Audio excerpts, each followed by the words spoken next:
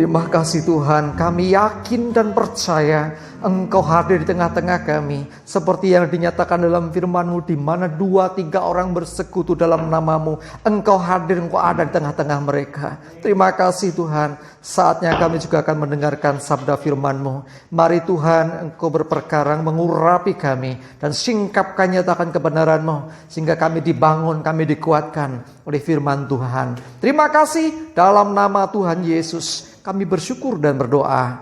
Amin. Silakan duduk. Shalom. Ya. Kita akan buka firman Tuhan. Yang pertama-tama kita lihat terlebih dahulu dalam Yakobus 2 ayat yang ke-17. Bulan Desember Natalan. Tapi Natal kita berbeda ya. Jadi sekali lagi, mari rayakan Natal bersama keluarga. Jadi Natal bersama dengan orang-orang terdekat, orang-orang terkasih. Karena kita memaknai Natal tidak harus dengan pesta, dengan segala yang kemewahan, tetapi bisa dengan berbagai macam cara, termasuk seperti Natal pertama ketika Yesus lahir, tidak di tempat yang semestinya bahkan. Oke, Yakobus 2 ayat 17 saya bacakan. Demikian juga halnya dengan iman. Jika iman itu tidak disertai perbuatan, maka iman itu pada hakikatnya adalah mati. Apa itu iman? Iman adalah dasar dari segala sesuatu yang kita harapkan dan bukti dari segala sesuatu yang tidak kita lihat. Pengertian sederhana iman itu apa? Percaya. Jadi kalau kita orang beriman berarti kita orang percaya. Percaya atas apa dasarnya? Firman Tuhan. Iman juga timbul dari pendengaran firman Kristus atau firman Tuhan. Nah, jemaat dikasih Tuhan, pada waktu peristiwa Natal, saya mencatat setidak-tidaknya ada 3 orang, bukan 3 orang sebetulnya, kelompok ya. Orang yang mereka percaya dan taat. Ya, saya selalu sampaikan rumusnya PTS, percaya, taat, dan setia. Kita sering ngomong percaya, tapi kita mau bicara hari ini tentang ketaatan. Nah, kalau kita perhatikan di Alkitab, 3 orang itu siapa saja yang taat ini. Yang pertama, kita sudah sampaikan beberapa waktu yang lalu, Maria tentunya. Orang yang langsung dipercaya Tuhan untuk dia boleh mengandung dari Roh Kudus yang nanti akan lahir dan hendaklah diberi nama Immanuel atau dikatakan juga Yesus. Nah, kalau kita merujuk ke sana, Maria mendapat pesan Tuhan, mandat Tuhan langsung dari malaikat Tuhan, dan itu tidak mudah. Tetapi respon Maria adalah, jadilah seperti yang kau katakan itu. Artinya dia menyerahkan diri, memberi diri.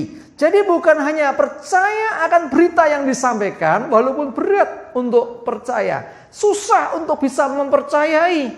Masa sih? Kok aku sih? Ya bisa saja pertanyaannya macam-macam. Kalau bayangkan saudara yang dapat mandat seperti itu, kira-kira respon kita gimana? Mungkin akan banyak pertanyaan kita akan sampaikan. Kenapa saya? Apa lebihnya saya dari wanita yang lain? Kenapa saya? Apa aku bisa? Terus nanti resikonya gimana? Bagaimana nanti keluargaku? Bagaimana dengan calon suamiku? Bagaimana dengan nanti sikap orang-orang di lingkunganku? Bukankah di daerah kita berlaku kalau ada orang yang selingkuh saja, berzina ya, dilempar batu sampai mati. Nah, bagaimana dengan itu? Bagaimana mungkin aku bisa mengandung? Nanti saya dilempar batu mati, nggak jadi dong. Bisa saja pertanyaan seabrek muncul. Tetapi Maria, dia tidak banyak bertanya. Tetapi kesimpulannya adalah jadi seperti yang kau katakan. Tuhan, jadi seperti yang engkau mau, apa yang kau kehendaki. Ini respon pertama yang luar biasa. Maria taat, tidak berbantah, tidak menolak, jadi. Ya, jadi Kalau kita melihat sikap Maria yang luar biasa ini, sekali lagi bukan tanpa resiko. Ya, saya sampaikan tadi salah satunya nanti dilempar batu, belum lagi ya nanti Mas Yusuf gimana, masih mau nerima saya enggak? Bagaimana dengan keluarga besar? Nanti kalau tahu gimana? Dan lain-lain, pertanyaan bisa macam-macam. Saudaraku dikasih Tuhan, resiko selalu ada. Sekalipun kita sedang istilahnya melakukan perintah Tuhan. Sekalipun kita mentaati perintah Tuhan, mentaati firman Tuhan, tetap ada resiko, tetap ada konsekuensi yang harus dihadapi. Tapi Maria, sesungguhnya aku ini hamba Tuhan, jadilah padaku seperti yang kau perkatakan itu. Yang kedua siapa? Mas Yusuf. Yusuf juga sama. Wah, ketika terima kabar itu, wah, dia sudah punya ancang-ancang. Katakan Yusuf ini orang baik-baik, dia mau menceraikan, membatalkan hubungannya diam-diam. Ini nggak baik juga ya. Diam-diam, supaya nanti nggak jadi heboh. Tetapi apa yang terjadi kemudian? Malaikat Tuhan menjumpai Yusuf dalam mimpi. Jangan takut untuk mengambil Maria menjadi istrimu. Sebab bayi yang dikandungnya adalah dari Roh Kudus. Jangan takut mengambil Maria menjadi istrimu. Lalu respon Yusuf setelah bangun apa? Dia menikahi Yusuf. Kalau saudara baca di kitab Matius dengan Lukas, ada sebetulnya itu ada yang melengkapi di sana. Kalau di dalam kitab Matius nggak dijelaskan sensus atau gimana, ya kan? Tetapi di dalam Lukas dijelaskan ada sensus penduduk, ya. Terus nggak dijelaskan piye menikah kapan. Kalau di dalam kitab suci ada satu versi yang tidak menyebutkan, pokoknya nanti nikah gitu aja. Tapi di sisi yang lain dikatakan bahwa Yusuf akhirnya mengambil Maria menjadi istrinya. Itu artinya menikahi Maria. Setelah menikah, sensus terjadi. Mereka harus pergi. Itu nggak langsung, butuh waktu sampai kandungannya mendekati melahirkan. Kadang-kadang ya, orang tidak kenal Tuhan bisa dipakai Tuhan untuk menggenapi rencananya. Salah satunya siapa? Kaisar Agustus. Dia bukan orang Kristen, tapi dipakai Tuhan melalui peristiwa sensus. Kalau nggak ada sensus, bisa saja Yesus tidak lahir di Bethlehem. Padahal nubuatan kitab suci, termasuk salah satunya dari kitab Nabi Mika, ya, di kitab Mika dikatakan tentang Bethlehem. Engkau bukan lagi yang terkecil. Ini merujuk kepada akan lahir raja besar di situ, akan lahir seorang yang luar biasa di situ. Nah, kalau sampai tidak ada sensus, ada kemungkinan tidak lahir di sana. Kalau tidak lahir di sana berarti gagal. Tuhan sudah menata semuanya loh. Sudah merancangkan sedemikian rupa. Jadi tidak ada yang kebetulan. Terus nanti akhirnya setelah lahir ke Mesir, itu pun sudah dirancangkan Tuhan. Melalui jahatnya Raja Herodes, mau membunuh semua anak bayi, tergenapilah firman Tuhan. Dari Mesir anakku kupanggil. Itulah ada ayatnya mengatakan. Nubuatan jauh sebelum Yesus. Nah, jadi artinya apa? Tuhan sudah merancangkan semua sedemikian rupa. Yang ketiga siapa? Gembala-gembala. Mereka nggak ngerti. Saya sedang mendalami ini. Ya, jadi gembala-gembala ini ternyata bukan gembala-gembala biasa.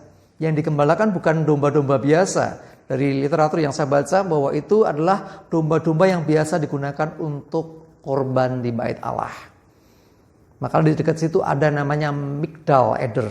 Apa itu? Menara domba. Nah, di kitab suci juga disebutkan tentang itu. Nah, Migdal Eder atau menara domba ini artinya apa? Itu domba-domba yang memang dipersiapkan untuk itu. Dan Yesus lahir di antara domba-domba itu. Maka disebut anak domba Allah. Ternyata lahirnya juga di antara domba-domba yang akan digunakan, biasanya digunakan untuk korban di bait suci. Yesus di sana, dan Yesus disebut juga anak domba Allah. Tidak ada yang kebetulan. Tuhan sudah merancangkan sedemikian rupa. Gembala-gembala datang mereka, jangan takut.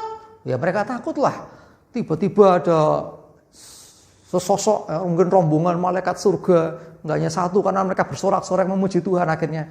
Ya, ada kabar baik, kesukaan besar untuk seluruh bangsa disampaikan kepada gembala-gembala. Tapi ternyata gembala-gembala yang istimewa ini. Ya, terus apa? Mereka percaya, mereka berusaha secepatnya langsung pergi mencari di mana bayi itu lahir. Dan ketika ketemu, wah mereka kembali dengan memuji Tuhan. Ketaatan. Tinggalkan dombanya, kejar, cari di mana bayi itu lahir. Yang berikutnya tokoh yang lain lagi adalah orang-orang Majus. Ini orang-orang yang taat juga tetapi dengan segala keterbatasan pemahaman. Kalau orang Majus itu bukan berdasarkan pengetahuan kitab suci tapi lebih ke ilmu perbintangan yang dia kuasai. Astronomi yang dia kuasai. Kalau bintang seperti ini, itu masih ada raja besar yang lahir. Wah, kita nggak bisa diam, kita mesti menyambutnya. Dan mereka mencari. Nggak gampang loh menemukan itu. Ya, petunjuknya cuma bintang itu. Dia ikuti terus. Ya, nggak pimpinan Roh Kudus bilang apa? Nggak ngerti dia. Pokoknya ikuti bintang itu. Sampai dalam pemikiran mereka, namanya juga orang-orang intelektual, mikir. Raja besar lahirnya di istana. Jujuk neng Herodes. Herodes kaget. Loh, istri-istriku gak ada yang melahirkan. Loh, siapa ini? Oh, berarti bukan. Wah, saya akan cari. Langsung bilang apa? Oke, Pak, bapak-bapak. Nyebutnya apa? Pak Majus atau apa. Kalian pergi. Kalau udah ketemu, tolong kembali ke sini. Aku pun juga mau menyembah dia. Bohongan luar biasa. Ini padahal punya rencana. Begitu ketemu tempatnya, saya mau datang sama bunuh. Masa ada yang menyamai aku? Yang melanjutkan tahtaku ya putra mahkota. Bukan pihak lain, bukan orang lain. Itu pikiran Herodes. Tetapi orang-orang Majus ini setelah ketemu dengan Yesus, Yusuf dan Maria, ditemui malaikat Tuhan dalam mimpinya juga supaya pergi lewat jalan yang lain. Jangan kembali ke Herodes. Taat gak? Taat. Mereka tidak kembali ke Herodes. Ketaatan selalu membuahkan sesuatu yang baik, menggenapi bahkan rencana Tuhan. Dalam ketaatan memang ada resiko. Tetapi percayalah ketika kita taat kepada Tuhan, sesungguhnya kita sedang membuktikan bahwa kita percaya kepada Tuhan. Ketaatan bukti iman. Orang yang menyatakan percaya tapi tidak taat, dipertanyakan percayanya. Orang yang berkata aku tresno Yesus tapi nggak pernah mau sembahyang, nggak ibadah, nggak mau baca kitab suci, pokoknya urip sak karepe dhewe, dipertanyakan. Gandul Gusti nyanyine, tetapi apa-apa mengandalkan kekuatannya sendiri, sama juga sami mawon. Jadi perlu yang namanya percaya itu dibuktikan dengan tindakan. Itulah namanya ketaatan. Melakukan apa yang dia percayai. Tuhan yang aku percayai. Oke, perintahnya apa? Firman-Nya apa? Lakukan itu. Maka kita akan melihat bagaimana campur tangan Tuhan luar biasa. Orang yang taat, dia disertai Tuhan. Berulang kali. Ya kan, peristiwa tentang Yusuf Maria ini. Bahkan mau ada pembunuhan pun disertai Tuhan, diarahkan supaya pergi. Ya rekoso. Tetapi ada penyertaan Tuhan. Orang yang orang yang taat dipelihara Tuhan. Coba lihat. Raja-raja, 1 Raja-Raja 17. Ayat 5 sampai 16, saya akan baca. Kisahnya menarik juga. Lalu ia pergi dan melakukan seperti firman Tuhan. Ini bicara ketaatan. Ia pergi dan diam di tepi sungai Kerit di sebelah timur sungai Yordan. Pada waktu pagi dan petang burung-burung gagak membawa roti dan daging kepadanya dan ia minum dari sungai itu. Tetapi sesudah beberapa waktu sungai itu menjadi kering sebab hujan tiada turun di negeri itu. Maka datanglah firman Tuhan kepada Elia. Bersiaplah pergi ke Sarfat yang termasuk wilayah Sidon dan diamlah di sana. Ketahuilah aku telah memerintahkan seorang janda untuk memberi engkau makan. Sesudah itu ia bersiap lalu pergi ke Sarfat. Setelah ia sampai ke pintu gerbang kota itu, tampaklah di sana seorang janda sedang mengumpulkan kayu api. Ia berseru kepada perempuan itu, katanya, "Cobalah ambil bagiku sedikit air dalam kendi, supaya aku minum." Ketika perempuan itu pergi mengambilnya, ia berseru lagi, "Cobalah ambil juga bagiku sepotong roti." Perempuan itu menjawab, "Demi Tuhan Allahmu yang hidup, sesungguhnya tidak ada roti padaku sedikit pun, kecuali segenggam tepung dalam tempayan dan sedikit minyak dalam buli-buli. Dan sekarang aku sedang mengumpulkan 2-3 potong kayu api. Kemudian aku mau pulang dan mengolah bagiku dan bagi anakku. Dan setelah kami memakannya, maka kami akan mati." Tetapi Elia berkata kepadanya, "Janganlah takut, pulanglah, buatlah seperti yang kau katakan. Tetapi buatlah lebih dahulu bagiku sepotong roti buntara kecil daripadanya. Dan bawalah kepadaku, kemudian barulah kau buat bagimu dan bagi anakmu. Sebab beginilah firman Tuhan Allah Israel, tepung dalam tempayan itu tidak akan habis dan minyak dalam buli-buli itu pun tidak akan berkurang sampai pada waktu Tuhan memberi hujan ke atas muka bumi." Lalu pergilah perempuan itu dan berbuat seperti yang dikatakan Elia.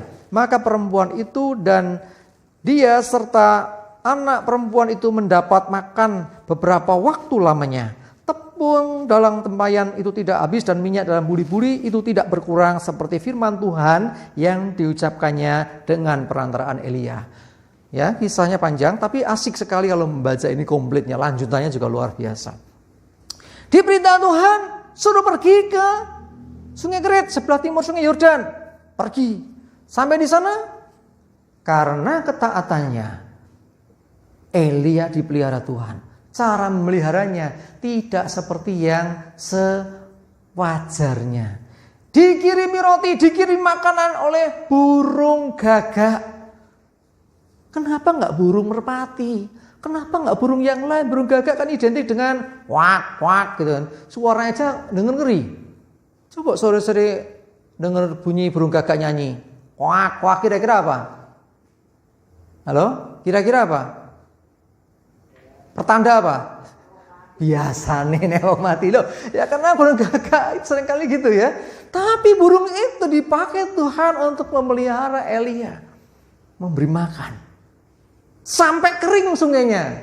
Ya, sampai gak ada airnya lagi karena gak ada hujan juga. Lalu disuruh Tuhan lagi, pergi. Loh, suruh pergi lagi toh. Nah dia gak mau pergi, ya udah mati di situ. Dia pergi ke daerah namanya Sarfat. Nama janda itu bukan Sarfat ya. Sarfat itu nama tempat loh ya. Dulu saya mikir janda Sarfat, oh Bu Sarfat. Enggak. Janda yang tinggal di Sarfat. Sarfat nama tempat. Nah, sampai pintu gerbang di situ ketemulah seorang perempuan, seorang janda sedang mengumpulkan kayu api. Lalu apa? Pertama minta minum. Ora gon njaluk ngombe. Sisan gaduh aneh gitu. Adune wedang apa lah kita gitu ya. Minta minum terus minta sekarang dibuatkan roti.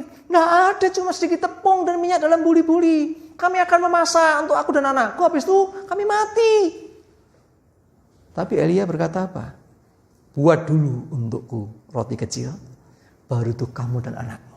Percayalah, tepung nggak akan habis, minyak nggak akan berkurang. Masuk akal nggak? Nggak masuk akal. Elia taat sampai di situ. Sekarang apa yang dikatakan Elia adalah firman Tuhan. Coba di bagian belakang tadi ya. Ya, seperti firman Tuhan yang diucapkan dengan perantaraan Elia. Jadi Elia mengucapkan itu seakan-akan Elia sendiri, tapi sesungguhnya itu adalah ilham Roh Kudus, Roh Tuhan yang menguasai sehingga dia sampaikan pesannya itu. Dan ketika janda di Sarfat itu taat, maka ada mujizat. Betul loh. Tepung diambil, masak jadi loh. Jangan meneh minyaknya sama nggak habis. Dituang minyaknya keluar lagi nggak tahu piye ceritanya kok iso enek. Nah, itulah mujizat Tuhan. Jadi tidak ada yang mustahil. Kalau kita percaya Tuhan, pemeliharaan Tuhan sedemikian luar biasa. Seringkali tidak masuk akal. Saudara, kalau engkau dipelihara Tuhan dengan cara yang masuk akal, yang biasa, biasa gitu, itu biasa. That's okay, baik, kita bersyukur karena itu. Tetapi di dalam ketaatan kita, seringkali akan dibawa oleh Tuhan kepada dimensi yang supranatural, yang tidak masuk di akal. Logika nggak nyampe, kudune kira mungkin, kok bisa? Saya share kemarin, tadi ya, video mujizat di Republik Dominik. Itu anak yang tidak bisa berjalan, lumpuh kakinya, dikasih alat bantu di sebuah ibadah raya KKR itu. Nggak ada yang mustahil ya. Awalnya saya mikir ini kumeh dia pakai dilewati, lihat ini tumbangin tangan si anak, dilewati, tak pikir, ternyata enggak.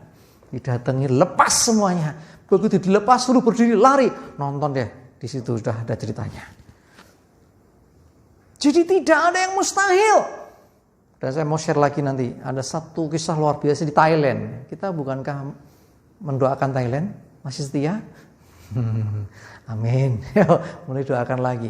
Tahun 2020 ada revival di sana. Ada 1435 kalau nggak salah. Jiwa dibaptiskan dalam satu hari. Belum lama. Sebelumnya rekornya adalah 500-an jiwa tahun 2019 dibaptiskan. Itu udah luar biasa. Tahun ini di tengah pandemi 1.400 sekian orang dibaptiskan. Wow, saya bilang, rasanya nggak masuk akal. Orang pandemi, orang nggak bisa ibadah, kok malah itu segitu banyaknya orang bertobat dan dibaptiskan. Tidak ada yang mustahil. Mari belajar, kita taati apa yang Tuhan perintahkan, sekalipun itu tidak masuk di akal kita. Rasanya nggak mungkin, rasanya nggak bisa, tidak ada yang mustahil. Kerjakan apa yang nggak bisa itu kalau itu perintah Tuhan. Pasti ada penyertaan, pasti ada pertolongan, pasti ada berkat Tuhan, pasti ada mujizat Tuhan. Amin. Ya, jadi kita jangan terbatasi dengan keadaan. Saya pernah saksikan waktu di Thailand, waktu di bandara di Bangkok, peristiwanya kita mesti ganti pesawat. Sampai di situ, ngurus yang namanya bagasi repotnya luar biasa. Karena kita tidak terkoneksi langsung ya. Kalau langsung kan kita nggak usah ngurus, harus keluar pindah pesawat. Jujur waktu itu saya udah ketakutan luar biasa, belum pernah ngalami gitu. Antrian panjang untuk check in, terpaksa kami berobos lihat sampingnya. Wah nggak tahu, Indonesia ini mungkin di mata orang-orang gitu. Dengan wajah kita yang memang wajah Indonesia, lari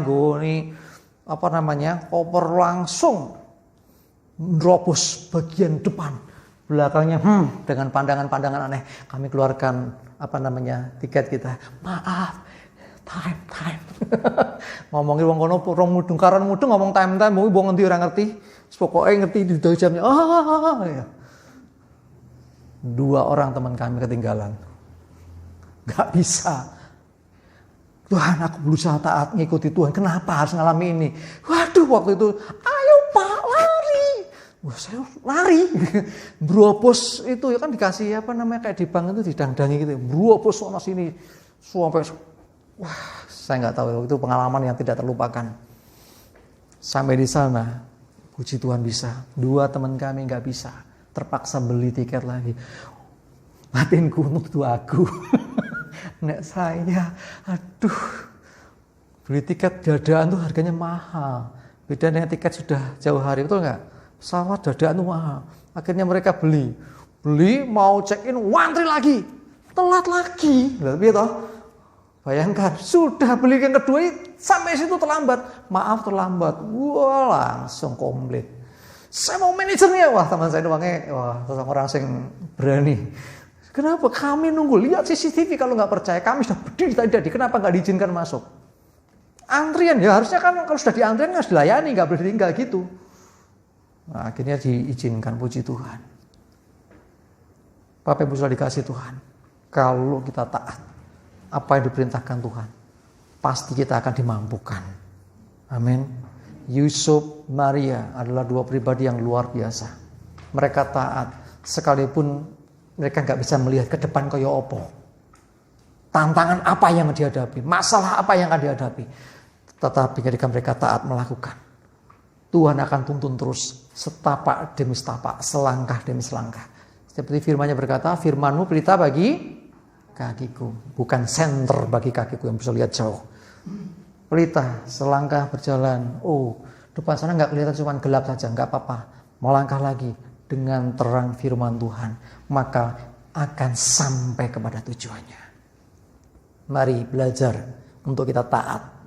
Perkara-perkara kecil yang Tuhan percayakan, taati. Tuhan akan percayakan yang lebih besar lagi. Amin. Apa sih, dalam hal apa sih taat? Banyak hal. Ya, secara pribadi sudah dengan pekerjaan saudara, dengan usaha saudara, yes, jualan saudara mungkin apa, setia kerjakan dengan sungguh-sungguh. Pelayanan, ya pelayanan apa sih, aku cuman misalnya singer, sekalipun singer saudara, dengan sungguh-sungguh. Setia dan taati apa yang diperintahkan Tuhan. Baru doa tiba-tiba diingatkan, pas doa diingatkan mbah itu, tadi aku punya telur lebih. Mbah itu kok di pikiranku terus, ya Tuhan apakah aku harus datang ke sana memberikan telur ini? Ya datang lakukan. Kita jangan puas terima mujizat, tetapi saudara mesti jadi mujizat bagi orang lain. Amin. Caranya apa? Taat. Ketika Tuhan berbisik dalam hatimu, pergi ke sana, datangi ibu itu. Buka dompetmu, kuras kasih semua. Misalnya, saudara taat, mungkin ibu itu sedang doa sungguh-sungguh. Aku butuh dana Tuhan, ini gimana? Anakku besok mau tes, kalau nggak dibayar nggak bisa ikut. Misalnya, saudara datang langsung, Bu, Tuhan suruh datang menemui, saya menemui ibu, ada berkat tolong diterima. Saya yakin dia akan nyembah Tuhan. Ya Tuhan, kau dipakai Tuhan untuk mujizat. Dengan ketaatanmu, ada mujizat terjadi bagi orang lain. Amin. Dengan ketaatan kita, Tuhan mau lakukan sesuatu. Yang jahat saja dipakai Tuhan. Ya, saya contohkan tadi Herodes saja. Dipakai untuk apa? Anak-anak bayi dibunuh. Akhirnya Yesus harus fungsi kan. Dibawa ke Mesir. Dan ada nubuatan tentang itu ternyata. Dari Mesir anakku kupanggil. Nah jadi artinya apa? Digenapi. Nah Anda nggak gitu akhirnya. Sensus. Ngerkasake atau memang ngerkasake menurut kita. Apa yang jahat, manusia boleh mereka-rekakan yang jahat, tetapi Tuhan mereka-rekakannya untuk kebaikan. Amin. Kita masih ingat Yusuf diperlakukan gak ada seperti itu. Ternyata Tuhan pakai peristiwa Yusuf dibuang, Yusuf dijual, Yusuf dipenjara, difitnah, sampai pada akhirnya ternyata Tuhan mau bawa Yusuf untuk jadi berkat, justru menyelamatkan saudara-saudaranya yang sudah menjual dia. Sudah dikasih Tuhan. Itu yang jahat saja bisa dipakai Tuhan. Tapi terlebih lagi saudara dan saya mau taati firman Tuhan, maka hidup kita akan memancarkan kemuliaan Tuhan. Amin.